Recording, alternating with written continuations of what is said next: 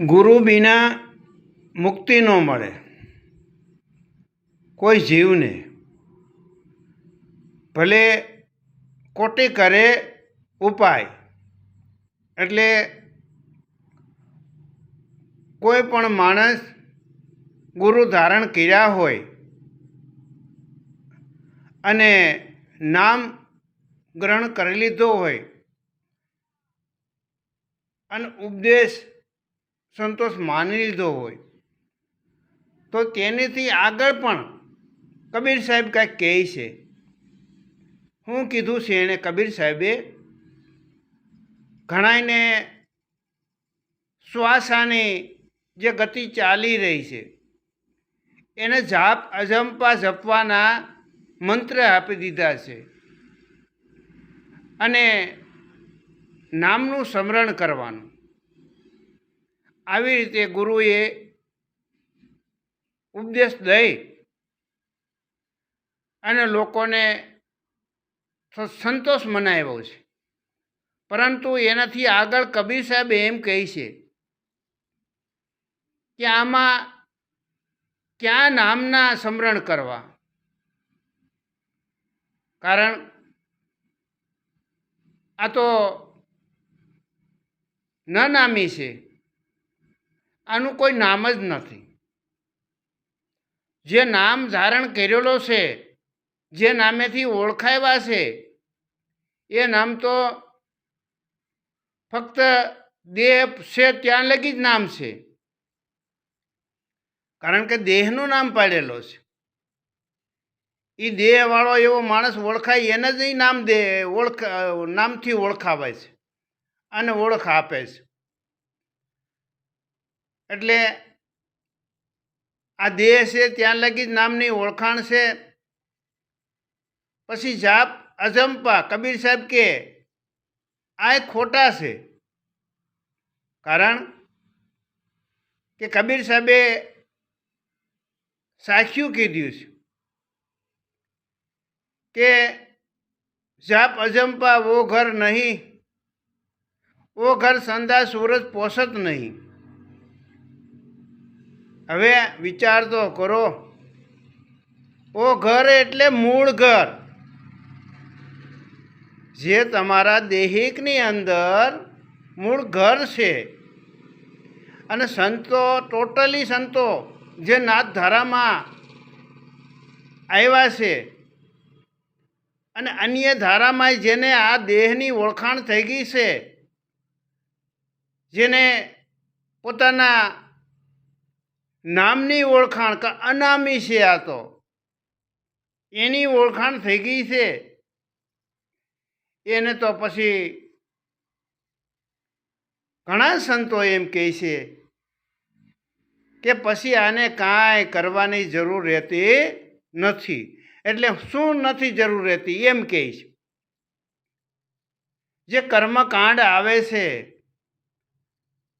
જે વ્રત અપાસ આવે છે, જે રેકી ટેકી પાડવાની આવે છે, યાત્રા કરવાનું આવે છે, ગંગા સ્નાન કરવાનું આવે છે, હોમ હવન યજ્ઞ કરવાનું આવે છે, અને હાલતા ને ચાલતા મુહૂર્ત સોઘડિયા જોડાઓમાં આવે છે. આવું બધું કાંઈ પછી રહેતું નથી. આ વાત સંતો કરે છે. સંતો બીજું નથી કહેતા કાંઈ કે પછી કાંઈ કરવાનું નથી તો તમારા હાથ પગ તો હલાવવા જ પડશે, કામ ધંધે તો જવું જ પડશે, રોજી રોટી તો ગમે ત્યાંથી રળવી પડશે, પણ સુનીતિથી, કુનીતિથી નહીં. જ્યારે તમારી અંદર સુનીતિ પ્રાપ્ત થાય છે, એ કોઈ તત્વદર્શી જ્ઞાની સંત મહાત્મા જો મળે તમને, અથવા તો મારા જેવો જે અનુભવી છે અને આ તત્વની જ જો વાત કરતા હોય, વારંવાર હું તો તત્વની વાત કરું છું, એટલે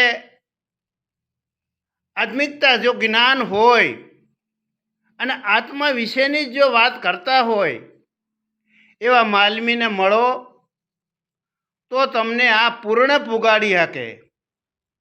કારણ કે એની વિના તમે પૂર્ણ ભોગવી શકો એમ નથી. અનેક સંતોએ ઉદાહરણ આપ્યા છે, દાખલા દ્રષ્ટાંતથી સમજાવ્યા છે. ઘણા માણસો એમ કહે છે કે ભાઈ મૂળ વાત જાણ્યા પછી કાંઈ કરવાનું રહેતું નથી, પણ આ કર્મકાંડની વાત આવે છે.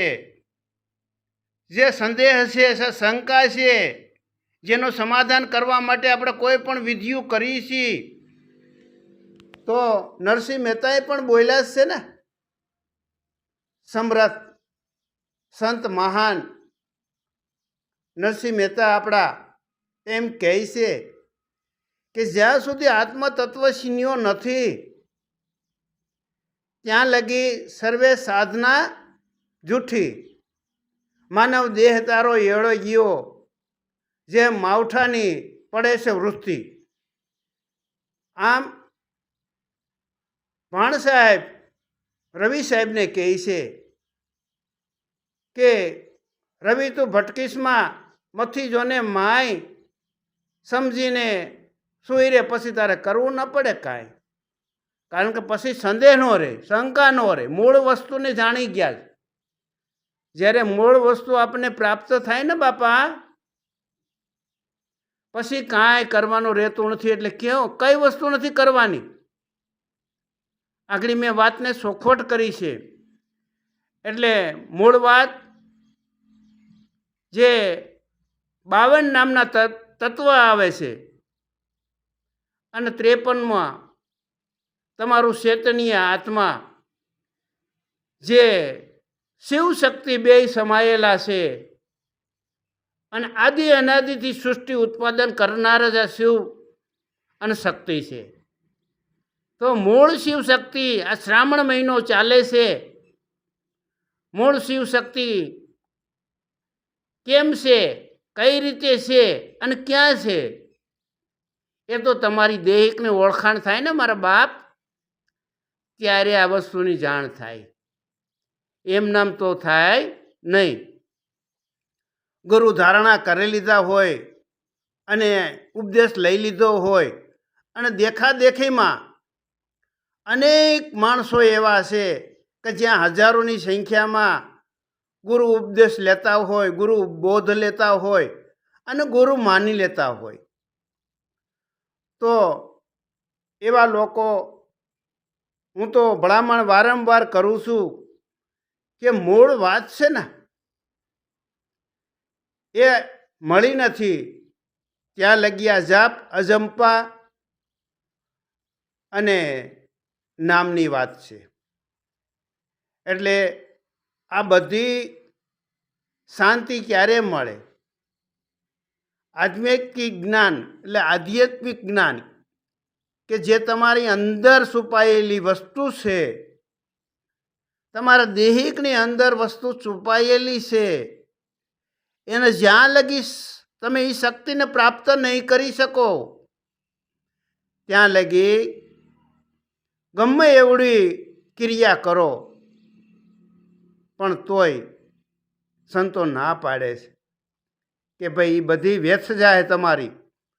કારણ કે તત્વદર્શી કોઈ સંત, કોઈ મહાત્મા, કોઈ ઋષિમુનિ આજે છે, તત્વદર્શી નથી એવા નહીં, એમ હું નથી કહેતો, પણ આવા એને કોઈ જાતનો સ્વાર્થ ન હોય અને કોઈ જાતનો દેખાવ ન હોય અને પોતાને અભિમાન ન હોય, અહંકાર ન હોય, એવા માણસને પાસે જઈ, એવા વ્યક્તિ પાસે જઈ અને 2 હાથ જોડી પ્રણામ કરી અને મૂળ જે આ વાત છે ને બાપા, એને જાણવાની કોશિશ જરૂર કરાય અને કહેવાય કે હે ગુરુદેવ, મને આ તત્વ શું છે એ હું જાણવા આવ્યો છું.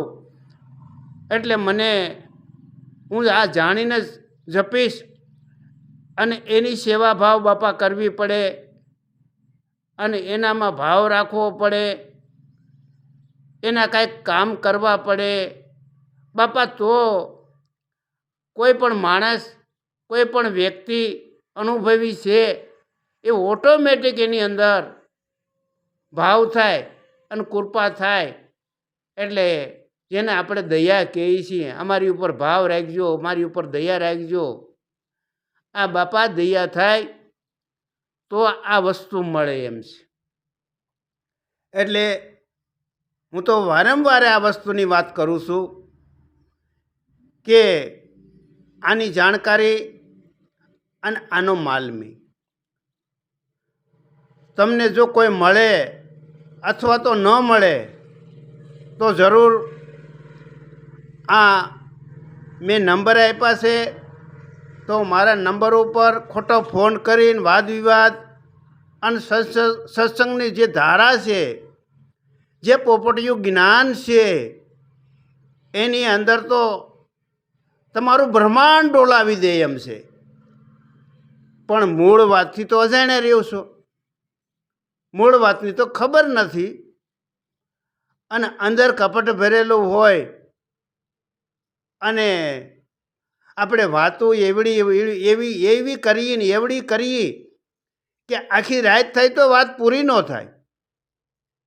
એટલે આનાથી ના તો તમારું કલ્યાણ થાય, ના તો ઓલા વાતું કરવાવાળાનું કલ્યાણ થાય.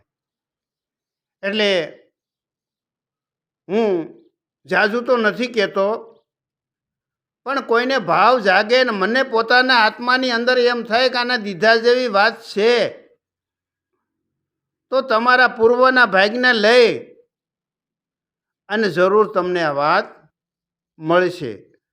એવું મને પોતાને દેખાય કે હવે આ દીધા જેવું છે તો જ હું આપીશ, બાકી ખોટી આશા રાખતા નહીં અને ખોટા વેમમાં ભ્રમમાં રહેતા નહીં. તો ક્યાં નામની વાત છે અને ક્યાં જાપ અજંપાની વાત છે. તો મૂળ કોઈ આવા તત્વદર્શી કોઈ માલમી હોય ને મારા જેવા, એની પાસે આ વાત પડી છે. એને કાંઈ બાહિક દેખાવાની જરૂર નથી, કારણ સંતોએ ના પાડી છે કે તું તારાને સંભાળી લે અને તું કોણ છો એની ઓળખ કરી લે. આ સંતોએ વાત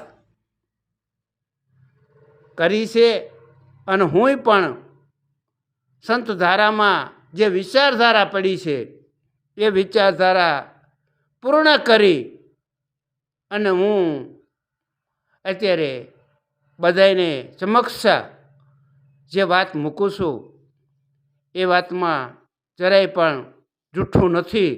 અને જો સત્ય લાગે તો તમે આ મારી જે ચેનલ છે એને સબસ્ક્રાઇબ કરો, શેર કરો અને લાઈક કરો. અને આટલું કહી હું મારી વાતને વિરામ આપું છું.